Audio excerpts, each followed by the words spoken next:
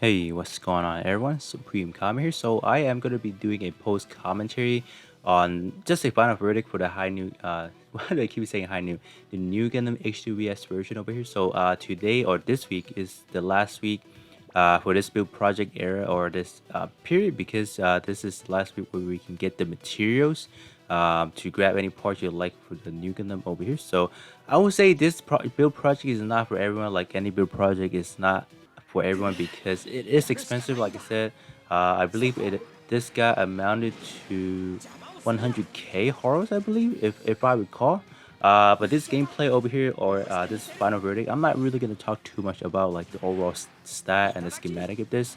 I can just say this guy has, as a shot build unit, he has probably the highest armor for a shot unit over here. So if you combine every part together, you're gonna have a pretty high tanky unit over here, which is like not a lot of shot build unit can do over here. In terms of like the usability, in terms of like looking at the EX skill, I would say keep in mind that the shield I am using is not the actual, not this build project one. I am using the other version of it. I believe it's the Hainu Gundam version Ka. So it's Hainu Gundam version Ka HWS version. So it's the same shield. The EX skill is exactly the same. I personally don't like this EX skill just because it is one of those long range EX skills, but there are chances you will miss. Like in this fight over here, like in these three matches we are gonna be showcasing. Yeah, they're just standing there, not moving, right? So what happens if your enemy slightly moves is your beam just gonna miss, right? I personally just this beam in general, I don't know why it doesn't hit too much in a way. So that's my kind of dislike for this for it. But obviously, after you ultrate it, you are gonna do you're gonna do a good chunk of damage over here. But in my build, it's not really gonna show it too much because my build specific is gonna be like a CD reduction, so my E skill can be used multiple times more.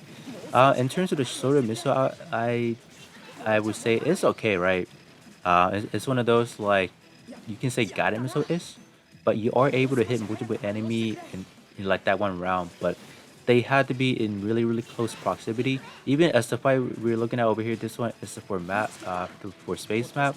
I don't think we were able to hit multiple enemy per shot. So in the last segment, we were able to kind of showcase that off just a little bit because they were really close in proximity. So you know it had to hit right. As for the Finfino barrier, they have addressed it and notice that they are going to be a little.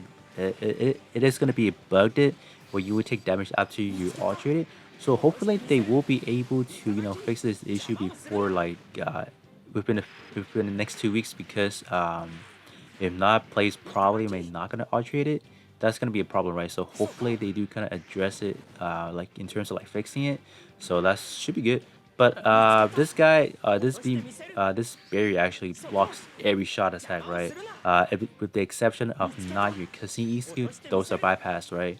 I'm pretty sure even like any projectile raining from the sky, like the Night Unicorn shield that actually blocks it, like the infamous the Zionic sword, the axle drop that blocks it as well. I'm pretty sure some other projectile like melee throw shield, like the Infinite Justice Shining Edge, I think that blocks it as well. Like the Fusion Shield, the Yeek Shield, like people would call it, that blocks it as well. So it's a very versatile. So in the first match in the for space map, we like when you get hit with like rockets, bazooka rounds, you do kind of get staggered. Like me personally, my unit will get staggered by a little bit, but once you activate that shield, you are immune. So what I kind of did was like I ran right up to the enemy and then I just used the caliber cannon because usually if you were to activate just that solely, you would get knocked out.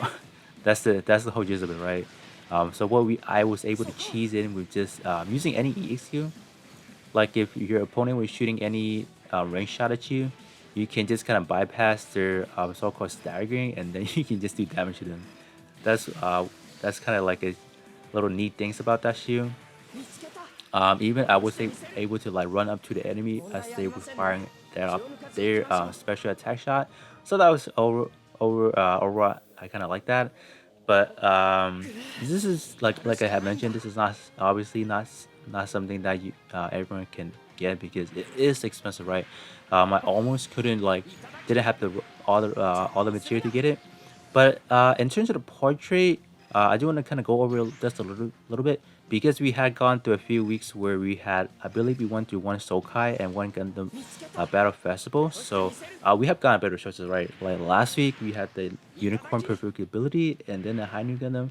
They were top notch, right? In terms of like the shot attack, offensive stat, right? They're top of the roof, but I'm pretty sure their armor health is not as much as this one, so that is not the main gimmick of this guy. Like it, gonna mention it many times because I feel like players who kind of overlook that the other perspective of like what this guy can actually do.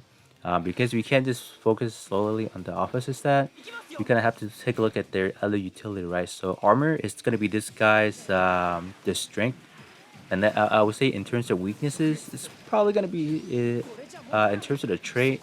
Another trait, yes, trait as well because the arm part trait is sucks. Like no doubt about that. I believe the leg as well. The leg portrait. No, the leg portrait is actually pretty good. Never mind. My only complaint is actually the arm, and then maybe the word tag as well. But they can't really do much about it because this one is a heavy weapon system, so they gotta give it a the heavy armor, which it's not too much of a bothersome, I would say, because you also do get 5% attack and 5% defense. But I would say having that Gundam type for me personally, I don't use Gundam type, so in my case, I will probably replace that with Commander type. But overall, I am pretty satisfied with the new Gundam HWS version over here. So this will conclude this short review for this guy over here, and then I will catch you guys all on the next one.